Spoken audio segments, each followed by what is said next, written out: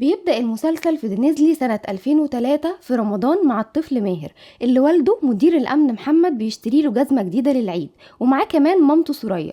وفي نفس الوقت بيكون في طفل واقف بيتفرج على الجزمة وبتعجبه جدا.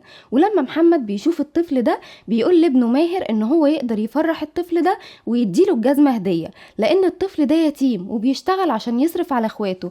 ولما ماهر بيقول له يعني هو فقير، قال له هو فقير علشان يتيم مش عشان مش معاه فلوس. وفعلا ماهر بيدي الطفل ده الجزمة هدية، والطفل بيفرح جدا وبيشكره وبيديله من الفطاير اللي بيبيعها فطيرة هدية ليه. وبيخرج ماهر ومعاه مامته وباباه من المحل مبسوطين وبيفكروا هيفطروا ايه النهاردة. وفجأة بيتضرب المدير محمد بالنار من طفل قد ابنه اسمه صفاش، وبيقع على الارض وبيموت، وبيتم دفنه في المقابر العسكرية للشهداء في دينيزلي. وكل الناس بتكون زعلانة عليه لانه كان شخص طيب جدا. في الوقت ده بتكون مريم زوجة كرشات بتولد، وكرشات بيكون منتظرها بره البيت وبيتمنى انها تجيب له ولد، وكمان بيكون مستني خبر تاني. ولما عرف ان المدير محمد اتقتل وان صفاش قال ان هو كان بيلعب بالمسدس وقتله بالغلط، ارتاح جدا. وبيسمع بعدها صوت الطفل فبيجري على مريم، لكن اول ما بيدخل بيتصدم وبيلاقي مريم توفت وهي بتولد، والمولود كان بنت. والدة كرشات بتقوله ان مريم سمتها جنفيزة قبل ما تموت. وبيزعل كرشات جدا وبيستغرب هو ليه حصل معاه كده، فبتقوله مامته انه يستحق كل اللي حصل ليه بعد ما لوث ايده بقتل المدير محمد، وانها خلاص مش هتكلمه تاني ابدا، ولا هيسمع صوتها تاني، ولا هتاكل من اكله، ولا هتعمل اي حاجة معاه. وبعد 21 سنة بتظهر جنفيزة وهي شايلة في ايديها نجمة وقمر، وفجأة بيختفوا وايديها بتنزف دم وبتفوق من نومها. وبتلاقي الجدة قاعدة جنبها وبتقول لها ان القمر والنجمة اللي شافتهم دول نصيبها، اما الدم فهو بسبب ابوها اللي لطخ ايده بالدم يوم ولادتها. ولما جنفيزة بتسألها ابوها عمل ايه، بتقول لها هقولك بعدين. وبتديها الجدة بندقية وبتقول لها بكرة القمر هيكون بدر، وكمان بكرة عيد ميلادك يا جنفيزة وهتتمي 21 سنة وهيتغير في اليوم ده قدرك. وبتطلب منها الجدة ان هي تروح كهف كاكلك اللي كانت بتوديها ليه وهي صغيرة، وتسمي الله وتتوضى وتدخل المية بحيث ان المية تكون مغطية جسمها كله، وتبدأ تدعي ان قدرها يتغير. وتاني يوم بيكون ماهر مع والدته سوريا وهم في طريقهم لدينيزلي بعد ما ماهر اتعين في نفس الاسم اللي كان والده شغال فيه. وبتفضل والدته طول الطريق تحكي عن والده وتسمع نفس الأغنية اللي كانوا بيحبوها، واللي بنفهم ان هي نفسيتها تعبانة وبقت مريضة ومش مصدقة ان محمد مات. فبيتعصب عليها ماهر جدا لانه مش بيستحمل كلامها، وبعد كده بينزل يصالحها ويهديها ويديها مهدئ علشان تنام. وبيغير ماهر طريقه عشان يروح من طريق مختصر. وقتها بيشوف جنفيزة ومعاها بندقية فبيشك فيها وبينزل علشان يشوفها، وبيسيب مامته نايمة في العربية وبيدخل وراها الكهف وبيلاقيها في المية وبتدعي ربنا انه يسامح والدها وانها تقابل نصيبها بسرعة. واول ما جنفيزة بتشوفه بتتخض وبتقوم تلبس هدومها بسرعة وبتمسك البندقية وبتطلب من ماهر ما يقربش ليها. ولما ماهر بيقرب بتقوله هضربك بالنار، بيقول لها اضربي، فبتضربه فعلا في دراعه وبتهرب. ولما ماهر بيرجع للعربية مامته مش بتكون موجودة، وبتقابل جنفيزة في الغابة، وسوريا بتطلب منها انها توديها لجوزها، فبتصعب على جنفيزة جدا وبتوافق ان هي تساعدها. وماهر بيتصل بعمه راشد المفتش العام علشان يساعده ان هو يلاقي والدته. وبيطلع النهار وجنفيزة وسوريا بيركبوا عربية من على الطريق بتوصلهم، وطول الطريق سوريا بتحكي لهم عن جوزها وان هو كان مكتوب كتابه على واحدة قبلها من عشيرة كبيرة لكن سابها واتجوزها، وبسببهم قامت القيامة في أورفا. وبسبب اللي حصل ده اضطر اهله ان هم يجوزوا اخوه الصغير فرمان اللي كان لسه عنده 13 سنة بالبنت دي. ولما بيوصلوا للمدينة بتروح لقبر جوزها. وقتها جنفيزة بتعرف ان جوزها شهيد وبتزعل جدا على حالة سوريا. وسوريا بعدها بتطلب من جنفيزة انها ترجع الغابة عشان والدتها ما تقلقش عليها. فجنفيزة بتقول لها ان والدتها متوفية، فبتزعل سوريا جدا وبتقول لها اعتبريني مامتك ومحمد باباكي. فبتفرح جنفيزة بكلامها جدا. وبعدها سوريا بتطلع تليفونها وبتقول لجنفيزة تكلم اي حد تعرفه علشان ياخدها. فبتستغرب جنفيزة منها جدا ان كل الوقت ده كان معاها تليفون وما قالتش، فبتقول لها ما انتي ما سألتنيش. وفي نفس الوقت ماهر بيكون اتقابل بعمه راشد وبيجيله اتصال من جده عساف لكن مش بيرد عليه. وراشد بيستغرب هو ليه جده بيتصل بيه، فبيقول له اصل كمال حفيده مات ودلوقتي بقيت انا الحفيد الوحيد ليه. وفي اسطنبول في بيت الجد عساف بيكونوا بيجهزوا مائدة لعزاء كمال حفيدهم، ومامته جليزار بتكون منهارة جدا انهم بدأوا يفضوا أوضة كمال وبيشيلوا حاجته اللي موجودة فيه. وبتجيلها الجدة آفت زوجة عساف وبتحاول ان هي تهديها وبتقول لها ان كمال هيتولد من تاني. فبتستغرب جوليزار من كلامها، فبتقول لها الجدة ان سيلة خطيبة كمال كانت حامل في الشهر التاني وهتجيب طفل هيكون من ريحة كمال. فجوليزار ما بتبقاش مصدقة وكمان خافت جدا لان العشيرة لو عرفت ان سيلة حامل هيقتلوها. فبتطمنها الجدة آفت وبتقول لها انها مش هتسمح بكده وانها قررت ترجع حفيدها ماهر علشان يتجوز بسيلة ويكون اب لابن كمال. وبتروح الجدة آفت لعساف آغا وبتسأله لو قدر ان هو يرجع ماهر، فبيقول لها انه مش بيرد عليه. فبتعرفه ان مفيش حل تاني وان لازم ماهر يجي عشان يتجوز سيلة. وفي دينيزلي بتكون جنفيزة بتتصل بماهر وقالت له ان والدتك قالت لي اجيبها عند زوجها فتعالى خدها. فبيفهم ماهر ان والدته بالمقابر وبتودع جنفيزة سوريا وبتمشي. ولما بترجع جنفيزة على بيتها بتقعد مع سارة صاحبتها وبتحكي لها اللي حصل والحلم اللي هي حلمت بيه. فبتقول لها سارة ان ده معناه ان نصيبها هيكون يا اما عسكري او موظف في الدولة، ده ممكن كمان يكون والي. واقترحت سارة عليها ان هم يروحوا الشلال يحطوا الخاتم في المية وقت ما يكون القمر بدر، ولما الخاتم يلاقي صاحبه هيرجع لها مرة تانية.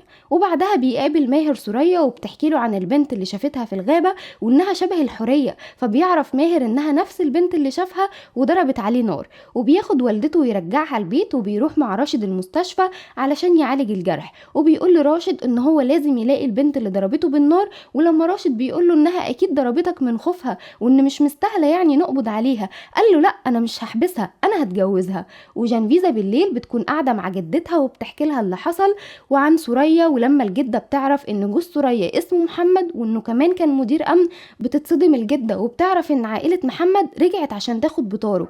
وقتها سارة بتيجي وبتاخد جنفيزة وبيروحوا الشلال. وعلى الناحية التانية بيكون ماهر قاعد مع راشد في البيت وبيقوله ان هو جاب سوزان تقعد مع والدته عشان تهتم بيها. وبيقول لماهر ان هو عاش طول حياته عاوز يثبت ان كرشاد هو اللي حرض صفاش على قتل محمد ومش قادر يثبت ده. فماهر بيقوله ان هو مش متضايق من صفاش لانه كان طفل صغير، لكن كرشاد هو عدوه وراجع علشان يدخله السجن. وبيطلب من راشد ملف كرشاد عشان يمسك قضيته. وبعدها بيروح ماهر للشلال وبيفتكر ذكرياته مع والده لما كان بيجيبوا يصطادوا سمك وقد ايه والده كان شخص طيب لدرجة انه مرة اصطاد سمكة ولما لقى بطنها منفوخة وانها حامل رماها للمية تاني ومقدرش ان هو يأذيها.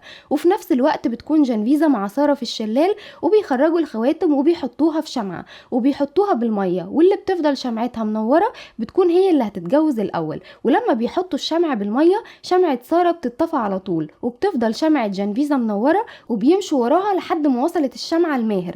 بياخدها من المية وبيتقابل وقتها بجنفيزة اللي اول ما بتشوفه بتتخانق معاه وبتقوله ان هو كده وقف نصيبها. فبيقول لها مش ممكن اكون انا نصيبك. فبتقوله ده مجرد حجر على الارض لكن نصيبها هو النجمة والقمر. فبيضحك ماهر على كلامها وبتتخانق معاه. ولما بيسألها عن اسمها قالت له انت مش عارف انا بنت مين؟ قال لها اكيد انت بنت النمرود ولو عاوزة تاخدي الخاتم قوليلي على اسمك. فبترفض تقوله فبياخد الخاتم وبيسيبها وبيمشي. ولما بترجع جنفيزة البيت بتلاقي كرشاد مستنيها وبيزعق لها عشان خرجت بدون علمه وبيقول لها ان خلاص دول اخر 3 ايام ليكي في البيت علشان هتتجوزي من سليم شريكي. فبترفض جنفيزة وبتقول له ازاي هتجوزني لحد من غير ما تاخد رأيي وكمان لشخص معرفوش. فبيحذرها كرشاد انها لو كسرت كلمته هيقتلها. وبتطلع جنفيزة لجدتها وبتحكي لها عن الشاب اللي قابلته وانه دايما بيظهر لها في كل مكان وكمان عن العريس اللي ابوها عاوز يجوزه ليها غصب عنها. فجدتها بتقول لها ان احتمال الشاب اللي قابلته في الكهف ده يكون هو ده نصيبها. وتاني يوم بيروح ماهر لاسم الشرطة وبيستلم وظيفته وراشد بيخلي الشرطي أورهان يدي ملف كرشاد لماهر ويساعده كمان فيه لان هو اللي ماسك ملف كرشاد وعارف تفاصيله. في الوقت ده بيدخل صفاش لمكتب كرشاد وبيحاولوا انه يقنعه ان هو يتراجع عن جواز جنفيزة من سليم وبيظهر عليه ان هو بيحب جنفيزة.